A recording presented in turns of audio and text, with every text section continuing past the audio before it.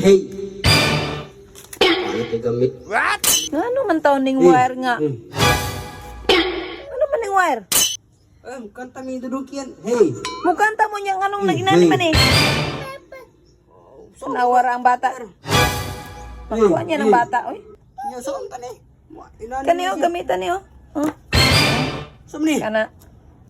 Wireless trans receiver. Para wala na yung magsamok nga wire.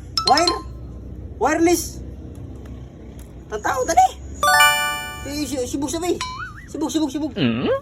Samok kayo, si Dudong Kian. Sa mukha sa bitaw. Loh, kuya, wa na dito wire ani. Ni piti bay. Ya na si power on oh. Kani. Long pressure ani mo. Hey, apa dai? Sibuk sakyan. Tani ron. Wa na. Sibuk tani. Oops. Kani siya. Mo na ito saksak nga to sa mixer or unsa ba sa imo Bluetooth speaker, amplifier. Mo ni mo isaksak ito. Ato soda. Oops. Fokus.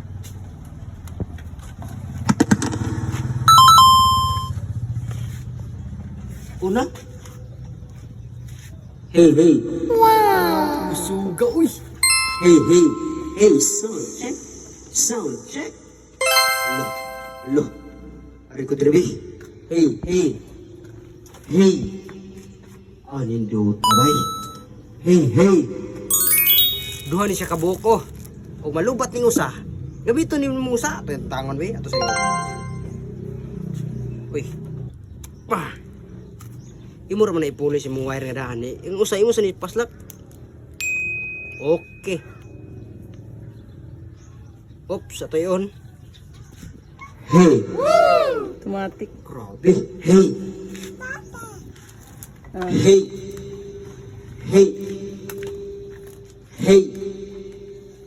Wala tayo gamit.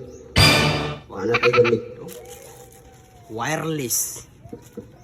Barato ra pagi kayo. Sa halagang 400 pesos na nakay ingon ani pagkanindot. Nya nam ni siya pagka-pinpod nga mga wire para i-charge nila. Chargeable ni siya oh. Type C. Chargeable ni siya. Hasta po itong ato isaksak sa tuwang equalizer or unsa ba diha. Chargeable ra na siya tanan.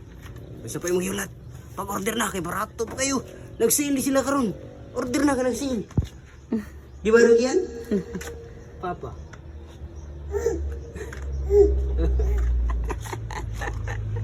Hey.